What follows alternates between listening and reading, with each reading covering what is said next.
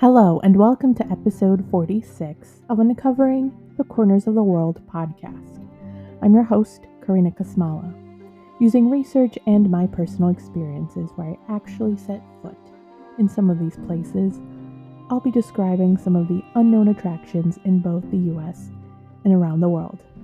On the last episode, we explored the islands on Lake Erie that belong to Ohio. This week, we are stepping into Ohio and traveling to attractions within the state. Our first attraction is 100 feet high above the giant Miami River. It's the Miamisburg Mound, a burial mound located at 900 Mound Road in Miamisburg, Ohio. The Miamisburg Mound is 877 feet in circumference and is claimed to be one of the two largest conical mounds in eastern North America. It's also believed that the mound was made in layers, so when each leader of the Adena tribe died, they would be burned in a wood hut and then buried by soil. Each leader would be buried on top of the last burial, making the mound larger. The Adena tribe was a group of people that lived in Kentucky, Indiana, West Virginia, and Pennsylvania. Some even say they lived in what is today New York and Maryland. The people were named Adena after the estate of the Ohio governor, who lived near Chillicothe, Ohio. This was the same place where the other mounds were found. Research about the Adena people uncovered that they lived in circular homes with cone-shaped roofs, made from wood, while others had homes made from rock. They hunted, fished, and gathered wild plants for food, and they are known to be Ohio's first farmers, since they also grew squash, pumpkin, sunflower, and tobacco. They designed artifacts from animal bones or plants that they found. They traded materials with other clans that were located in different regions. Some of these artifacts is what they would be buried with. Not everyone was buried in the mound. Only those that had high authority over the tribe, such as the leaders.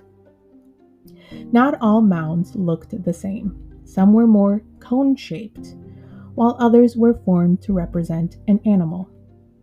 The mounds also served as ceremonial sites and to mark their territory.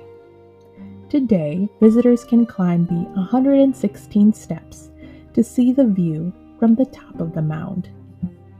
Our next stop is to 5396 Franklin Street in Hilliard, Ohio, to see a museum full of the first television sets. The founder of the early television museum is Steve McVoy, who formerly sold his cable television business, and before that, fixed television sets from the 1940s. He started to buy and collect old television sets that were dated before the 1940s. As he continued to collect these television sets, he was running out of space and decided to open a museum. In the 6,000 square foot building, there are American and British television sets, and some that were made before the war.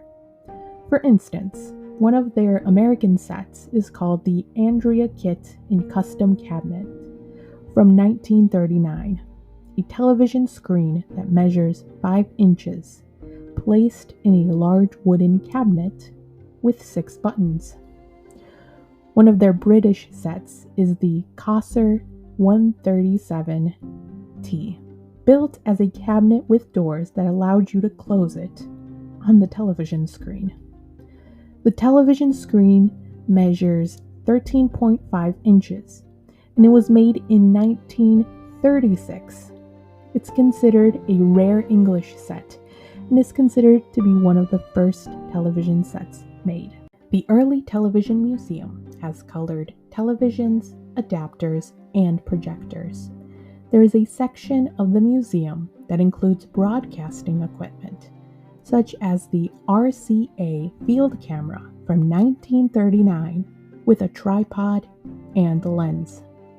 On the outside, the camera is a boxed shaped with the logo RCA NBC on the side, while on the inside is a 4.5-inch 1848 iconoscope. An iconoscope is a camera tube that captured the image before it would later appear on television. Our last attraction for this week is located at 480 East Town Street in Columbus, Ohio. The Topiary Park is a park and a garden that has life-sized figures from the A Sunday Afternoon on the Island of LaGrande Jatte painting. A Sunday Afternoon on the Island of LaGrande Jatte was painted by Georges Seurat, and it was categorized as a post-impressionist painting, a style that was known by its short brush strokes. The painting had people standing or sitting in a park next to a lake. Columbus artist James T. Mason and his wife Elaine captured that painting and sculpted multiple shrubs into people and animals from that painting. The sculpture was completed in 1989, covering 6.9 acres, and is located in the Old Deaf School Park. Thank you for listening to this week's episode. If you want to learn more about the Miamisburg Mound, check out the website ohiohistory.com on Miamisburg Mound. For more information about the Adena culture, be sure to visit the Legends of America website on Adena culture. To learn more about the Early Television Museum, be sure to check out the website earlytelevisionmuseum.org. And lastly, if you want to learn more about the Topiary Park, visit the website columbus.gov/recreation and parks on the Topiary Park. Have a great week.